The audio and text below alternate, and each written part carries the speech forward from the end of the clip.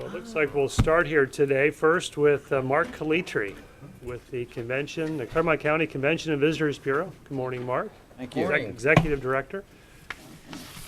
We were waiting also on one of our key guys I'd like to introduce you to, John Munchmore. I'd like to pause. We'll come back to you then.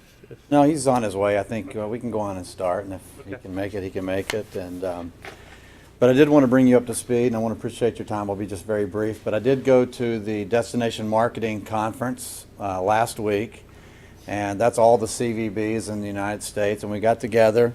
Learned a lot, but also started conducting some informal surveys. And based on the number of rooms that we have here in Clermont County and the products that we have to offer and the number of group rooms that we're selling, this Convention and Visitors Bureau is ranked in the top 1% of all the United States. So I think that's something that Clermont County. Clermont County. So a lot of thanks goes around to everybody and the base that Chris Smith had built. So I think that's something to be commended for. Also, a couple weeks ago, I went down to Oak Ridge to view the 2014 U.S. Rowing National Championships. That's the event we're going to have this next year. So Our venue's better than theirs. they had a nice venue. We have a lot better facilities. Actually, the water is quite a bit better. You don't realize how long a 2,000-meter course is until you have to walk back and forth of it 3 or 4 times. And then you'll realize how big of a facility you have to have. But the takeaway from that is we can definitely emulate those events. And I didn't realize the scope of how important that event is. This is a national race, so if you are in the top 10 of that event, you're one of the top 10 rowers in the United States. So it's a big deal, and I got to see that firsthand. But it's going to be very important that we fulfill our obligation out there at East Fork, and the bathhouse that has to be built, the other things that we have to have in place are going to be very important that we follow through on that. And the U.S. Rowing has promised us verbally at least one national race a year. So we do need to fulfill that. And we do have the foundation for a capital campaign. We'd like to, the timeline on that would be maybe in September, October, have the governor from Ohio come down. Let's have a kickoff event and then kind of go from there. But I'll keep you abreast on that. Did you have any particular questions on that event, or? Not that particular event, no. No, it seems that then is qualifying for the Olympics, I would guess, as well. It's going to move on to that event, yes. Right. And then also at this conference I met with, I was actually at a table with the Sarasota folks. They've actually hosting the pre-qualifying events for the Olympics in a couple of years. So she thought maybe in 2016 and 17, you know, Clermont County could be a place for these folks from all around the United States and the world to come in to do some practice, so we might have some other events as well. So we're really focusing on that. I brought the binder right here just so you know. I mean, we've got it tabbed. We're working with Notre Dame, Ohio State University. We're working with Xavier, Minnesota. All these schools, we're working with these folks, so we're aggressively going after that market. Okay. So we're on the job on that. So I think once again, just to reiterate, when we do have regattas here, all the hotels in the county are filled up. It's probably the single biggest economic hotel filler that we've got is a rowing regatta. The good thing is if we can leave that 2,000-meter course up all in the month of April and May, the installation is what runs into the cost. So my thoughts are if we can leave that course up, that's why we're going to be contacting these schools. Come back by. We're already going to have it installed. We'll just start running those things every weekend all through the months of April and May. So that'll be huge. That's when the hotels need the business. Mark, yesterday I attended that board meeting you had, and you had a calendar which showed visually all the dates that were filled up with conferences and meetings and events that the Convention and Visitors Bureau has put together.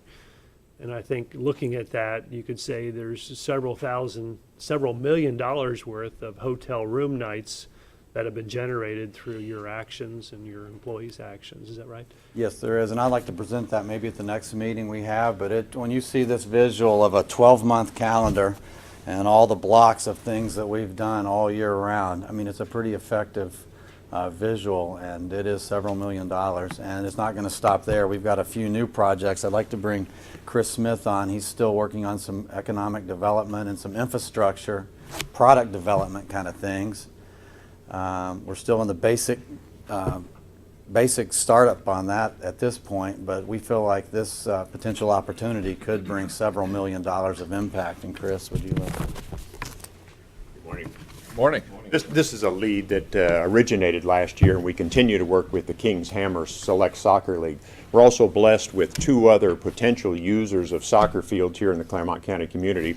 UC Cougars are adding a soccer program into their athletic array of offerings starting in 2015. So they would be a potential user, and the Amelia Soccer League is growing rapidly, and that consists of a lot of our local kids, and that becomes kind of a feeder system into this elite soccer program of Kings Hammer. The kind of tournament play and the scope and the reach of their play results in, as best we can calculate, between 9,000 and 10,000 room nights potential for Clermont County in 2015. So we're in negotiations with several jurisdictions right now to see if they might have the space and the allocation of field space that we might make investments to take some rudimentary soccer facilities and turn them into first-rate, first class. So those negotiations continue as we try to make sure that we've got a platform that would be acceptable to the kind of quality soccer activity that would occur through Kings Hammer, the UC Cougars, and Amelia Soccer League.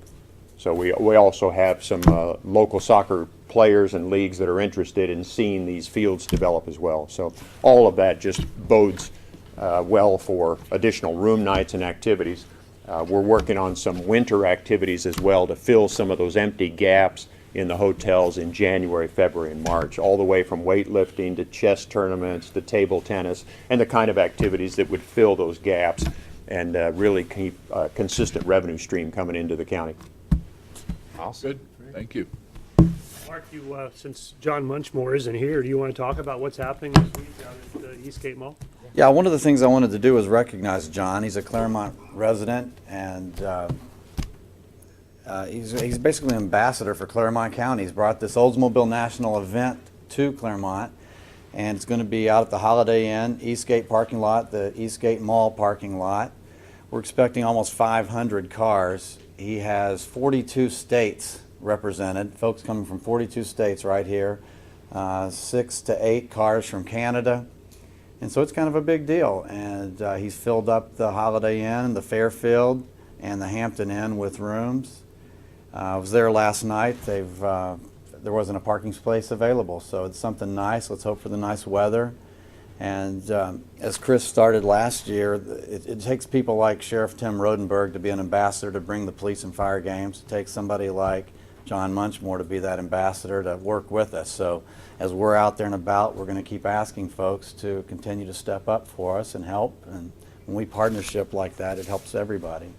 Yeah, some beautiful cars. I saw a few of them yesterday as they were coming in. We're looking at somewhere around $500,000 economic impact for this event. So that's pretty significant. Yep. Very good. Thank you. Thanks for coming in. Awesome.